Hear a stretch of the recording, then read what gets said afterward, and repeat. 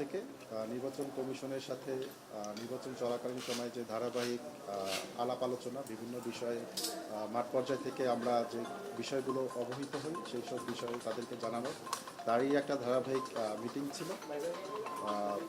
আমরা আমাদের বেশ কিছু কনসার্নের কথা তাদেরকে জানিয়েছি এবং আমরা তাদের সহযোগিতা প্রত্যাশা কামনা করেছি। তার মধ্যে যদি কিছু বলতে হয় কয়েকটা ঘটনার কথা আমরা বলতে পারি। আজকে আপনারা জানেন দুপুর বেলা 12টার দিকে ঢাকা 18 আসনে আমাদের 11 দলীয় জোট এখন যেটা ঐক্যবদ্ধ বাংলাদেশ, সেই জোটের এনসিপি মনোনীত যিনি প্রার্থী আছেন আরিফুল ইসলাম আদিব সাহেব, তার উপরে বিএনপির পোস্টেড একজন নেতার নেতৃত্বে তার মিছিলের উপরে হামলা হয়েছে এবং বেশ কয়েকজন আহত হয়েছে। এবং এই ঘটনার সত্যতা হয়তো আপনারা অলরেডি দেখে থাকবেন, কারণ বিএনপির দল থেকেই অলরেডি ওই নেতাকে শোকজ করা হয়েছে। তো এই যে নির্বাচন প্রচারণা কেবল কয়েকদিন শুরু হয়েছে, এর মধ্যেই প্রার্থী যেই মিছিল উপস্থিত থাকছেন সেরকম গুরুত্বপূর্ণ জায়গায় আমরা জানি না আসলে নিরাপত্তাটা কতটুকু প্রদান করা হচ্ছে বিভিন্ন জায়গায়, কারণ অলরেডি আপনারা জানেন যে বাংলাদেশে এবারে নির্বাচনে নিরাপত্তা ঝুঁকি অনেক বেশি। তো সেরকম পরিস্থিতি যখন দেখছি যে প্রার্থীর উপস্থিতির মধ্যেই আমরা দেখতে পাচ্ছি যে হামলা শিকার হচ্ছে সেই মিছিলটা, এটা আমাদেরকে যথেষ্ট উদ্বিগ্ন করে তোলে। এরপরে আমাদের আরও কিছু বেশ কনসার্নের জায়গা ছিল, যেগুলোর মধ্যে হচ্ছে গিয়ে আচরণবিধি ভঙ্গ করার যে প্রবণতা আমরা দেশব্যাপী দেখতে পাচ্ছি।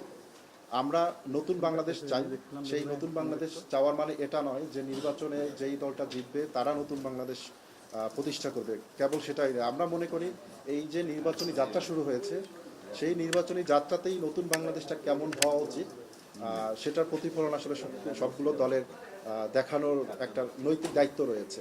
সেই দিক থেকে আমাদের যারা প্রার্থী আছেন তারা যখন প্রচারণা চালাচ্ছেন তখন তারা সর্বোচ্চ সেই নির্বাচন বিষয়ক যে আচরণ বিধিমালা রয়েছে আমরা সেটা সর্বোচ্চ পরিমাণে আমরা প্রতিপালন করার চেষ্টা করে থাকি। কিন্তু আমরা দেখতে পাচ্ছি আমাদের প্রতিপক্ষ দল তারা কোনো জায়গাতে সেই নির্বাচন বিধিমালাগুলো তারা মেনে চলছেন না এবং প্রশাসনের পক্ষ থেকে তাদের বিরুদ্ধে আমরা কোনো উল্লেখযোগ্য ভূমিকাও দেখতে পাচ্ছি না। আমরা দেখতে পাচ্ছি রাত 3টা 4টা পর্যন্ত একটি দলের আমরা সমাবেশ হতে দেখছি, অথচ নির্বাচনী যে আমাদের বিধিমালা আছে সেখানে স্পষ্টভাবে বলা আছে রাত 8টার পরে মাইকের ব্যবহার করা যাবে না।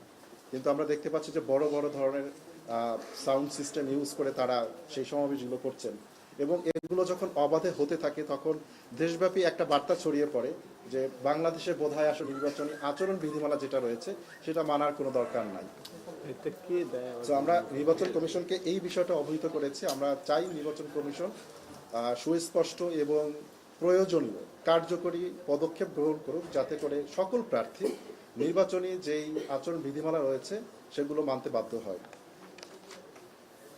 এরপরে আমরা আরও কিছু বিষয় আমরা লক্ষ্য করেছি, বিশেষ করে ঢাকা 8 আসনে আমরা দেখলাম নির্বাচনী বিধিমালায় বলা আছে যে সরকারি কোনো প্রতিষ্ঠান ব্যবহার করে নির্বাচনী প্রচারণা করা যাবে না, কিন্তু আমরা আজকেও দেখতে পেয়েছি সরকারি প্রতিষ্ঠান ব্যবহার করে ওখানকার যিনি বিএনপি মনোনীত প্রার্থী আছেন তিনি সভা করছেন, এর আগেও তিনি সরকারি প্রতিষ্ঠানে সভা করছেন।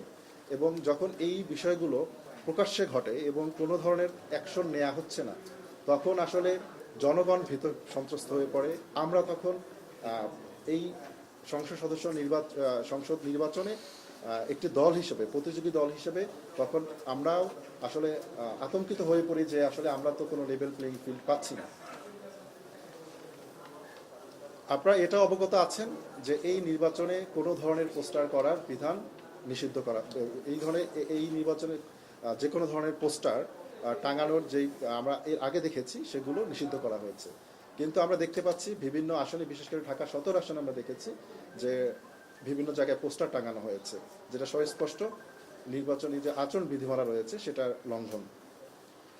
এরপরে আমাদের আরেকটা বিষয় আমরা উদ্বেগের সাথে জানিয়েছি, সেটা হচ্ছে গিয়ে বিভিন্ন যেই ভোট কেন্দ্রগুলোতে যেই প্রিজাইডিং অফিসার যারা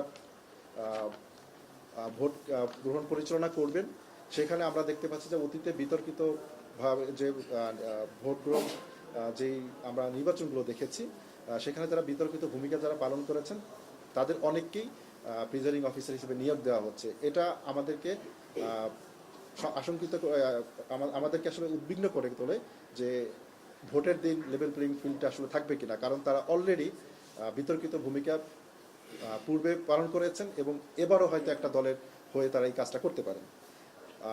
এরপরে আমাদের আরও কিছু বিষয় ছিল, তার মধ্যে একটা হচ্ছে কুমিল্লা 4 আসনে যারা প্রার্থী আছেন। আপনারা জানেন এখানে আমাদের এনসিপি মনোনীত প্রার্থী জনাব হাসনাত আবদুল্লাহ।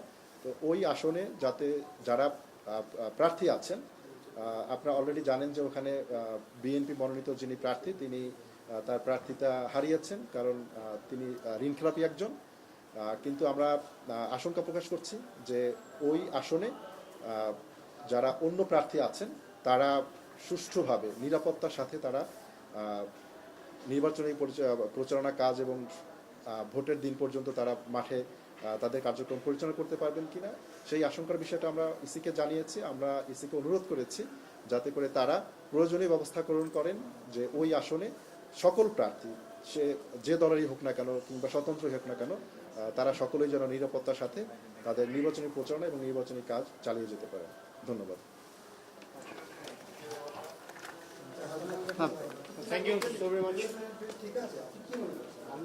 আমাদের হচ্ছে মিডিল আসেন, আপনারা একটু মাঝখানে যান। আপনারা যে বিষয়গুলো দেখেছেন যে ভাই একটু মাঝখানে। আজকে যিনি আমাদের প্রার্থী আমাদের আদিব ভাইয়ের উপরে যে ধরনের